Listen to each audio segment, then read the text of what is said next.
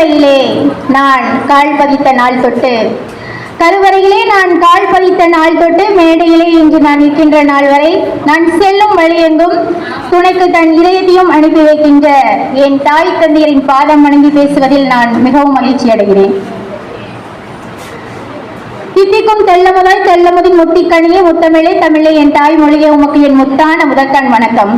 அவையோருக்கு மறுவணக்கம். இதோ என் உரை துவக்கம். அடுப்படி தாண்டி படிப்படியாய் படிப்பறை வந்தவள் பெண்ணினம். மெல்லினம் மட்டும் அல்ல அவள், அறிவின் பிறப்பில் ஆணுக்கு மேலினம் அவள். வழி காட்டினாள், வழி நடத்தினாள், வழியெனவே தன்னை மாற்றினாள். சுமை அல்ல அவள், அகிலம் காக்கும் இமை அவள். உருவாகினாள், உருவாக்கினாள், இந்த உலகத்தையே உருவாக்கினாள் பெண். அப்படிப்பட்ட பெண்களுக்கு இன்றைய சமூகத்தில் முன்னேற்றம் என்பது கேள்விக்குறியாகத்தான் இருக்கிறது. கடவுளிடம் குழந்தை வரம் வேண்டினால் ஆண் குழந்தை பிறக்கும். அந்த கடவுளே குழந்தையா பிறந்தா அதுதாங்க பெண் குழந்தை. அப்படிப்பட்ட பெண் குழந்தைகளை அள்ளி அரவணைச்சு பால் கொடுக்க சொல்லி கொடுத்தது எங்கள் குடும்பம். பெண் பிள்ளை பிறந்தா கள்ளிப்பால் கொடுத்து கொள்னு சொன்னதாங்க உங்க சமூகம் என்பதை மறந்துவிட்டு எதிராடி பேசக்கூடாது. இந்த சமூக பெண்களை பார்த்து என்ன தெரியுமா சொன்னாங்க?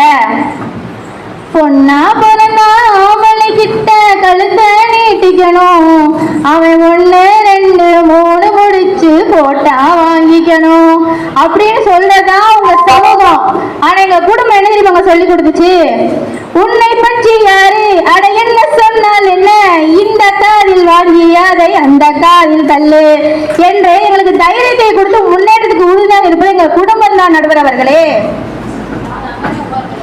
முதல்ல ஆடை சுதந்திரம் எடுத்துக்கங்க. ஆடை சுதந்திரம் இன்று பெண்களுக்கு வீட்டில் தான் இருக்கு, சமூகத்துல இருக்கா? நாங்க சேலை கட்டினாலும் தவறான கண்ணோட்டத்துல பாக்குறது இந்த சமூகம் தான். நாங்க சுடிதார் போட்டாலும் தவறான கண்ணோட்டத்துல பாக்குறது இந்த சமூகம் தான்.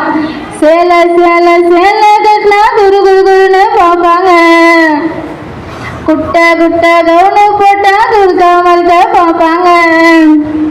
சேலை பிளவுஸ் குட்டை கவுனோ ட்ரெஸ்ல ஒன்றும் இல்லைங்க. ஆசை வந்தா சுத்தி சுத்தி அலையும் ஆம்பளை புத்தி. சொல்றீங்களா நடுவர்களே? சொல்றீங்களா நடுவர்களே? ஒன்னும் இல்லைங்க. இன்னைக்கு என்ன மாதிரி பொண்ணு வாய் பேசினா வாயாடுகின்ற பட்டத்தை இந்த சமூகம் எனக்கு கொடுக்குது. பேசாம மௌனமா இருந்தா அழுத்தக்காரின்ற பட்டத்தை இந்த சமூகம் எனக்கு கொடுக்குது. ஆணுக்கு நிகரா நான் போட்டு பேசினா அடங்கா பிடாரின்ற பட்டத்தை இந்த சமூகம் எனக்கு கொடுக்குது. நான் அலங்காரம் செஞ்சுட்டு வெளியில போனா மேனாமணிக்கின்ற பட்டத்தை இந்த சமூகம் எனக்கு கொடுக்குது. தைரியமா நான் பேசினா திமிர முடிக்கின்ற பட்டத்தை இந்த சமூகம் எனக்கு கொடுக்குது. ஒரு பெண் கல்யாணம் ஆகலைன்னா முதிர்கண்ணி, கல்யாணம் ஆகி புரிஞ்சு செத்து போனா விதவை, கல்யாணம் ஆகி குழந்தைய பெற்றுக்க முடியலன்னா மலடி என்று ஒவ்வொரு சூழ்நிலையும் பெண்களுக்கு ஒவ்வொரு பட்டத்தை சூட்டி சூட்டி இனி சாதிக்க வேண்டிய பெண்களை எல்லாம் சாய இடத்தில் நிற்க வைப்பது உங்கள் சமூகம். ஆனால் நான் வாழ்வில் எத்தனையோ முறை வெற்றி தோல்விகளை கண்ட பிறகும் கூட என் வீட்டின் மகாலட்சுமி நீதான் என்று என்னை வரவேற்று சிங்கப்பெண்ணாக என்னை வார்த்தெடுத்து நம்ம செம்மையா வாழ்ந்து காட்டுறதா நம்ம வாழவே கூடாதுன்னு நினைக்கிறவங்களுக்கு நம்ம கொடுக்கிற மிகப்பெரிய தண்டனை எங்க தளபதி சொன்ன மாதிரி எங்களை சிங்கப்பெண்ணாக வார்த்தெடுப்பது எங்க சமூகம். நடுவர்களே, பெண்கள் இன்னைக்கு பஸ்ல போறது எவ்வளவு பெரிய கஷ்டம் உங்களுக்கு தெரியுமா நடுவர்களே? இப்பதான் சீட்டு கிடைச்சுன்னு உட்காந்துருப்போம். பின்னாடி இருந்து ஒருத்தன் பார்ப்பான், ஏதோ இது வரைக்கும் பொண்ணுங்களே பார்க்காத மாதிரி. சரி உட்காந்தாதான் இப்படின்னு சொல்லிட்டு நிப்ப மேல கொஞ்சம் நின்னா மேல ஒரு வரசு கீழே ஒரு வரசு. இதை கண்டக்டர் சொன்னா அவன் போடுவான் ஒரு பாட்டு, ஓ மேல ஒரு கண்ணு நீதாய மொற பொண்ணு. அண்ணே சேலையை பார்த்து வண்டி ஓட்டாதீங்க, சாலையை பார்த்து வண்டி ஓட்டுங்க நாம சொல்ல வேண்டியதா இருக்கு. இப்படி சாதாரண ஒரு வழி பயணத்திலேயே பெண்களுக்கு இவ்வளவு தடைகள் இருக்கும்போது பெண்களின் வாழ்க்கை பயணத்துல இந்த சமூகத்தினால எவ்வளவு தடை இருக்கும் என்பதை ஒவ்வொரு பெண்களையும் இன்று உணர்ந்து பார்க்க வேண்டும். குறிப்பாக என் நிகழ்ச்சி சகோதரி அவர்களே, வீட்டில் பெண்கள் சிலையாக்கப்படுகிறார்கள், நாட்டில் பெண்கள் விளையாக்கப்படுகிறார்கள். இன்றைய சினிமா பெண்களை விளையாட்டி கொண்டிருக்கிறது. பெண் சிலையே இருந்திருக்கலாமோ?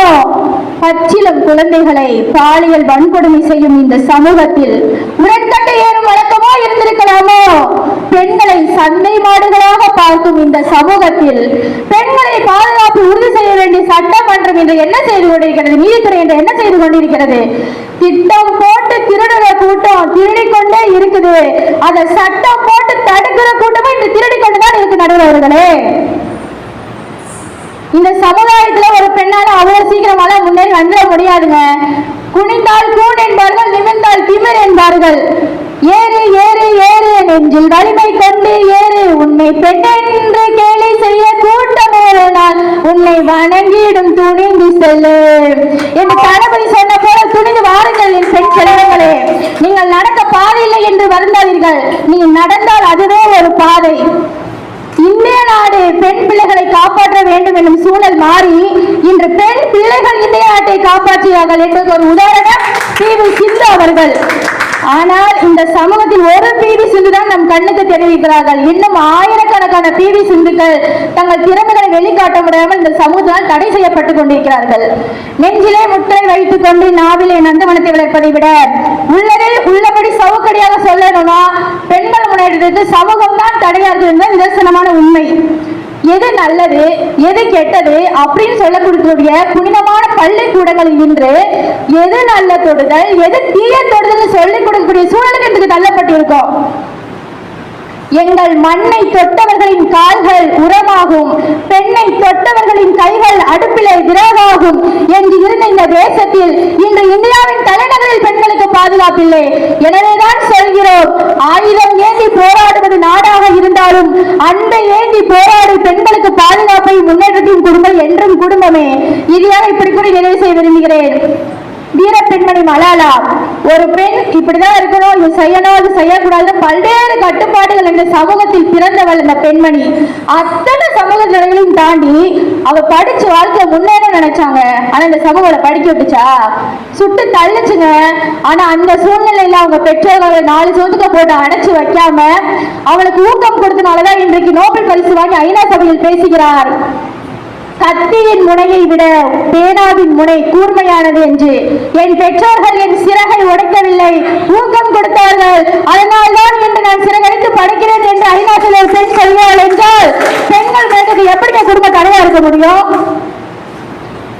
குடும்பம் என்பது அன்பின் பிறப்பிடம், மகிழ்ச்சியின் இருப்பிடம், பாசத்தின் வைப்பிடம், பக்குவத்தின் காப்பிடமாக திகழ்கிறது. ஆனால் சமூகமோ இன்று தீய வழியில் செல்பவர்களை வாழ்த்தியும் நேர்மையான வழியில் சென்று தோற்பவர்களை தாழ்த்தியும் பேசிக் கொண்டிருக்கிறது. பெண்கள் முன்னேற்றம் பாதுகாப்பு எல்லாத்தையும் விடுங்க, இந்த சமூகத்துல முதல்ல ஒரு பெண்ணா பாக்குறாங்களா? பெண் என்பவள் கவிஞர்களின் பார்வையில் ஒரு அழகான கவிதை, எழுத்தாளர்களின் பார்வையில் ஒரு சுவாரஸ்யமான கதை, டிவிக்காரனுக்கோ விளம்பர பொருள், சினிமாக்காரனுக்கோ மோக பொருள், பத்திரிகையாளனுக்கோ செய்தி, பக்கத்து வீட்டுக்காரனுக்கோ வதந்தி, ஜவுளி கடைக்காரனுக்கு ஆடி தள்ளுபடி, நகை கடைக்காரனுக்கு அச்சய திருதி, படிச்ச பொண்ணு ஐடி கம்பெனி கடிமை, படிக்காத பொண்ணு நைட்டி கம்பெனி கடிமை. இப்படிப்பட்ட பார்வைதான் இந்த சமூகத்தில் நிலவிக் கொண்டிருக்கிறது. கடைசி நேரத்தில் பணி முடித்துவிட்டு வீட்டுக்கு திரும்பக்கூடிய பெண்களின் பதட்டத்தை நீங்கள் அறிந்திருக்கிறீர்கள் நடுவர் அவர்களே. என்று ஒரு பெண் பணி முடித்து நள்ளிரவில் அச்சமின்றி வீட்டுக்கு திரும்ப வருகிறாளோ அன்று சொல்லுங்கள் இந்த சமூகம் பெண் முன்னேற்றத்துக்கு தடையில்லை என்று. ஒரு பெண்ணை 4 ஆண்கள் கற்பழித்தார்கள் என்ற செய்தி பத்திரிகையில் மாறி ஒரு பெண்ணை 4 ஆண்கள் கற்பழித்தார்கள், அதனால் அந்த 4 ஆண்களுமே கற்பை இழந்தார்கள் என்ற செய்தி என்று இன்றைய பத்திரிகையில் வருகிறதோ அன்று கூறுங்கள் பெண்கள் முன்னேற்றத்துக்கு இந்த சமூகம் தடையில்லை என்று. இந்த மாதிரி பெண்கள் பஸ்ல போனா தடை, பள்ளிக்கூடம் போனா தடை, எல்லா பக்கமும் சமூகத்தினால தடை தடை தடை தடை. அதை உடை புது சரித்திரம் படை. நாளை நமது, நாளை நமது, இந்த நாளும் நமது. இந்த நாள் மகளிர் தினமாக கொண்டாடுகின்ற இச்சமூகமே தினத்தை விடுத்துவிட்டு மகளிரை எப்போது கொண்டாட போகிறீர்கள் என்ற கேள்வியை உங்கள் முன் வைத்து, சாதம் வடிப்பதற்காக படைக்கப்பட்டவர்கள் பெண்கள் அல்ல, சாதனை புரிவதற்காக படைக்கப்பட்டவர்கள் பெண்கள். உன்னாலே முடியாது என்று ஊரே சொல்லும் நம்பாதே, போய் பரிதாபம் காட்டும் எந்த வர்க்கத்தோடும் இணையாதே. உலகத்தின் வழியெல்லாம் வந்தால் என்ன உன் முன்னே, பிரசவத்தின் வழியில் தாங்க பிறந்த அக்னி சிறகே எழுந்து வா, உலகை அசைப்போம் எழுந்து வா வா வா என்று கூறி பெண்கள் முன்னேற்றத்திற்கு சமூகமே சமூகமே சமூகமே என்ற தீர்ப்பை நடுவர் அவர்கள் வழங்க வேண்டும். ஏனென்றால் தீர்ப்பினை கூறிவிட்டு இறுதியாக நீங்கள் உங்கள் குடும்பத்திற்கு தான் செல்ல வேண்டும் என்பதை மனதில் வைத்துக் கொண்டு நல்ல ஒரு தீர்ப்பு கருமனை நன்றி பாராட்டி விடைபெறுகின்றேன். நன்றி, வணக்கம்.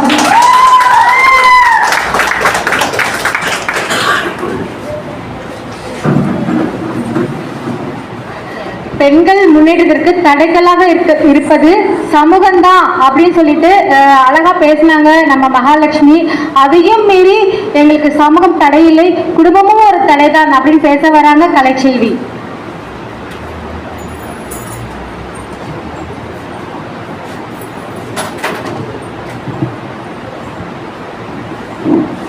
பிறப்புக்கும் எல்லா உயிருக்கும் எங்கள் கொள்கை தலைவர்களாம் பார்ப்போற்றும் பெருந்தலைவர் காமராஜர் அவர்களையும், வீரமங்கை வேலுநாச்சியார் அவர்களையும், பகுத்தறிவு பகலவன் தந்தை பெரியார் அவர்களையும், அரசியல் சாசன இயக்குனர் டாக்டர் அம்பேத்கர் அவர்களையும், சமூக சேவகர் அஞ்சலி அம்மாளி அவர்களையும் வணங்கி என் உரையை தொடங்குகிறேன். நிமிர்ந்த நன்னடை, மேற்கொண்ட பார்வை, நிலத்தில் யாருக்கும் மஞ்சாத நெறிகளும் திமிர்ந்த ஞான செருக்கும் இருப்பதால் செம்மை மாதர் திறம்புவதில்லையாம். அமைந்து பேருள் அவள் அறியாமையில் அவளமைதி கலையின்றி வாழ்வதை உமிழ்ந்து தள்ளுதல் பெண்ணரமாகுமாம். உரையக்கண்ணே உதைப்பது கேட்டீரோ என்றார் பாரதி. சுதந்திரம் அப்படிங்கிறது யாரும் யாருக்கும் கொடுக்கறது இல்லை. இங்க பெண் சுதந்திரம் பேசுறோம் இல்லையா? சுதந்திரம் அப்படிங்கிறது நம்ம கிட்ட இருக்க ஒரு விஷயம். சுதந்திரம் அப்படிங்கிறது யாரும் யாருக்கும் கொடுக்க முடியாது. இந்த பாலின வேறுபாடு பொருளாதார முன்னேற்றத்துல கடந்த 10 ஆண்டுகள்ல 80 லட்சம் கோடி ரூபாய்களை இழப்பீடு செய்துள்ளது. பெண் சிசு கொலை எதனால ஆரம்பிக்குது? நம்ம டவுரி கேட்கறதுனால ஆரம்பிக்குது. கரெக்டா? வரதட்சணை கொடுமை தான் பெண் சிசு கொலைக்கு ஆரம்பமா இருக்கு. பாலியல் வன்புணர்வு குற்றங்கள் குடும்பங்களால் மட்டும். சமூகம் தான் பெண்ணுக்கு தடை இல்லை, குடும்பம் தான் ஃபர்ஸ்ட் தடை.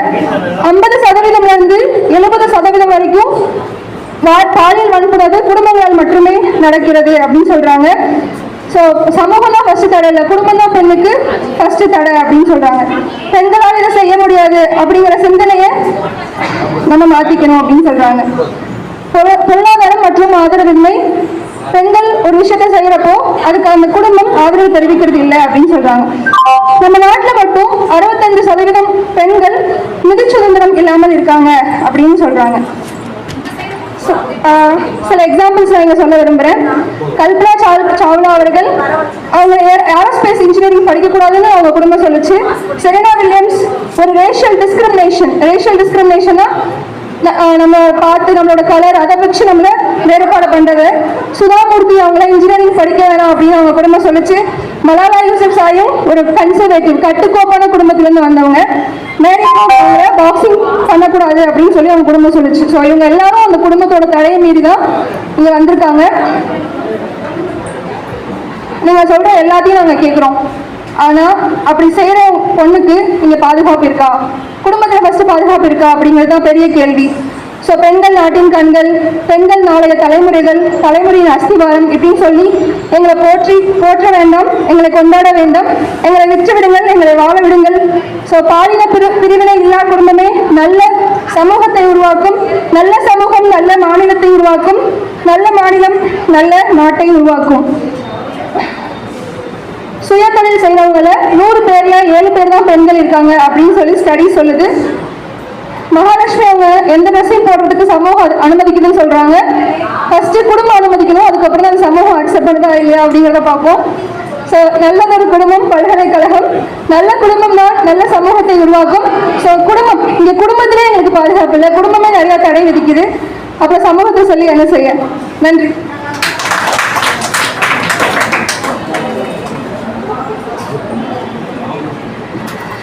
உண்மைதான். இன்னைக்கு பாத்தீங்கன்னா சமூக சூழல் வந்து தடையும் இல்லை. எப்படின்னு பாத்தீங்கன்னா இன்னைக்கு வந்து இவங்க மகாலட்சுமி சொன்ன மாதிரி அன்டைம்ல வந்து நம்ம ஒர்க் பண்ணும்போது சில தடைகள் நிறையவே இருக்கு. ஆனாலும் இன்னைக்கு சாதித்த பெண்கள் அனைவரும் சமூக சூழலால் வந்து சாதிக்கவில்லை. பாத்தீங்க அப்படின்னா நம்மளோட வேலுநாச்சியரை நம்ம எடுத்துக்காட்டா சொல்லலாம். வேலுநாச்சியர் வந்து சமூகம் அன்னைக்கு அவங்க தடை பண்ணிருந்துச்சு அப்படின்னா இன்னைக்கு நம்ம தமிழக வெற்றி கழகம் கொள்கையின் அடிப்படையில் வேலுநாச்சியரவே நாங்கள் எடுக்க மாட்டோமே. ஏன் நாங்கள் வேலுநாச்சியர் எடுத்துள்ளோம்? சமூக சூழல் ஒரு தடை கிடையாது, அதே சமயத்துல குடும்பமும் ஒரு தடை இல்லைன்றது என்னோட வாக்கு. குடும்பம் சூழல் தடையா இருந்துச்சு அப்படின்னா இன்னைக்கு நான் வந்து உங்க முன்னாடி நிற்க முடியாது.